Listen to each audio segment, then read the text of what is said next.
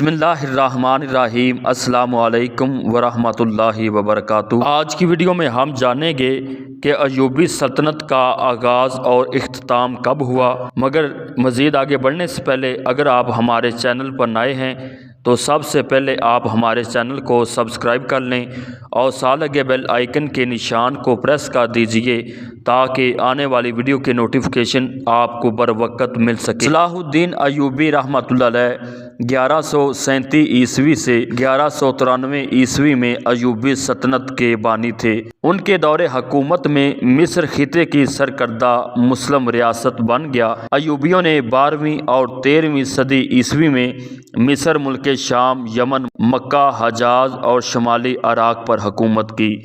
صلاح الدین ایوبی کی موت کے بعد سلطنت کو مرکزیت حاصل ہوئی، جو کہ ایک بنیادی کمزوری ثابت ہوئی۔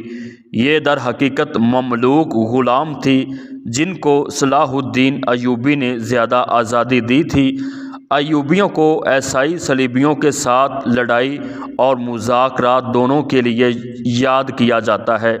وہ کئی سال صلیبیوں کے خلاف لڑتے رہے۔ صلاح الدین ایوبی اور الکامل ایوبی 1177 سے لے کر 1238 عیسوی میں انہوں نے صلیبیوں کے ساتھ معاہدوں پر دستخط کیے، جو بعد میں یروشلم کو 10 سال کے لیے عیسائیوں کی حکومت میں واپس لے آئے۔ ایوبیوں کا دور سماجی اور معاشی خوشحالی کا دور تھا۔ ایوبی خاص طور پر جڑی ہوئی دھاتوں کے کام، چمکدار اور انڈر گلیز پینٹ شدہ سامان میں اپنے کاموں کے لیے مشہور ہیں۔ ایوبیوں نے مذہبی اسکول، اسپتال قائم کیے اور عوامی تعلیم کو متعارف کروایا۔